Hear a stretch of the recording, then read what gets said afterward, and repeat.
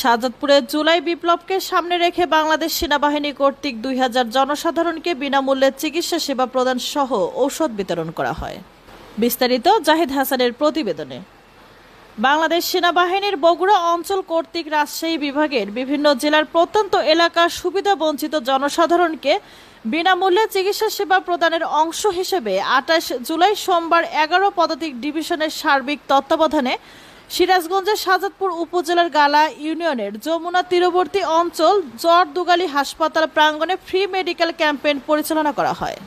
উল্লেখিত ক্যাম্পেইনে মেডিসিন, প্রসূতি রোগ, দন্ত এবং নাক কান গলা বিশেষজ্ঞগণ এই এলাকার গরিব দুস্থ জনসাধারণের মাঝে চিকিৎসা সেবা প্রদান করেন।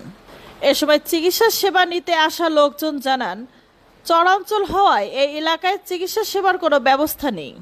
নতুন একটি হাসপাতালের কাজ ১ বছর আগে সম্পন্ন হলেও এখনও কোনো চিকিৎসা চালু হয়নি।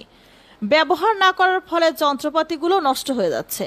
সেনাবাহিনীর এমন উদ্যোগে তারা সন্তোষ প্রকাশ করেছেন।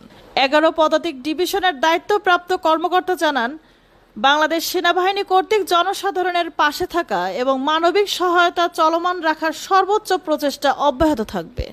ভবিষ্যতে আরও এ ধরনের মেডিকেল ক্যাম্পেইন পরিচালনা করা হবে বলেও জানান তিনি।